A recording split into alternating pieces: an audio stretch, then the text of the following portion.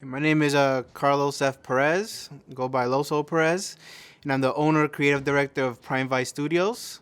And I'm 34 years old, and my salary is at $25,000 and rising. Sequential art is art that tells stories, visual storytelling. So it includes comics, webcomics, graphic novels, cartoons, and art that's used for animation, games.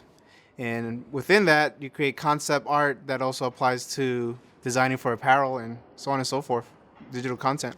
I got inspired by sequential art, superhero comics, and then the ability that they could be used for educational and entertainment purposes. Because of the lack of representation, I wanted to bring that into the forefront. So one thing I did was make the first bilingual comic where there's English and Spanish mixed into the comic themselves, so anybody that's of either language dominance could understand the comic. I wanted to bridge that gap. Prime Vice Studios is a company I started to provide sequential art services and art instruction. I'm the creative director, so I make all the major decisions. I'm the lead artist, and I'm the one that has to pull in other talent when necessary to supplement for projects. I'm the one that has to also get the jobs and pull in the contracts and do the outreach and client retention. I do all that. And also the major way that I'm doing it is leveraging social media. So I push content out with tags, and people that know me and are looking for that kind of stuff, they will find me and hire me because they see the sample of the work. And then when they look deeper, they'll see the catalog of the work. And all my social media is to lead back to my website. One of my favorite projects was working with the SID Foundation. They were also one of our first to publish our work. So what I did was they wanted to find a way to reach out with their company and bring awareness to lung transplant research in a fun and original way. And what we did was create the concept of a Indian superhero, little girl, 12-year-old girl, and her robot sidekick ECMO that turned into a backpack, and created a comic. And the stories revolve around bringing awareness to lung issues and pollution and all relevant issues related to that. I did the initial designs, and then I also worked on the second book.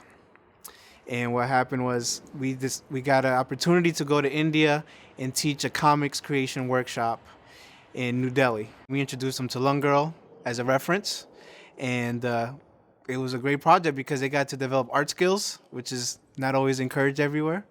And also they got to learn how to create a superhero for themselves, and that is very empowering because they find a way to, just connect with the world in general when they have something to say. And that's reflected in what type of superheroes that they create. As being a professional artist, I wanted to transition into also being an art professor and continue to teach, because I felt you could build a more stronger following and audience in having and empowering people, opposed to just being admired and having an audience that just feeds your ego. Right now I'm making $25,000 a year, and it's growing. It does vary because that's an average amount. So what happens is you have your floods and then you have your dry spells. But you want to always make sure that you budget for the long run. I have to pay for Adobe Suite and art supplies and the best quality art supplies to deliver the best quality. You have to take those costs into consideration. Also, as an artist or a creative individual, you have to make peace with the market, meaning that you can create any art that you want, but it doesn't matter if the art's not going to sell to a certain degree. That could be that's the harsh reality. I think you should still create anything you want, but if you want to make a living and build a business from your talent, you have to be aware of what our market needs. Also, in my case, I'm creating new niches as well. So that's interesting because you're trailblazing and you can charge what you want, but you have to be able to be convincing in your proposals for that. What I love most about my job is that I got to create it and live it up without regrets. I think it's been the most fulfilling thing I've ever done. I grew up always being talented and loving art, but I've had to deal with a lot of doubt and backlash from it. So being able to prove to myself that I could live how I want and fulfill my own dream has been the best part of my job.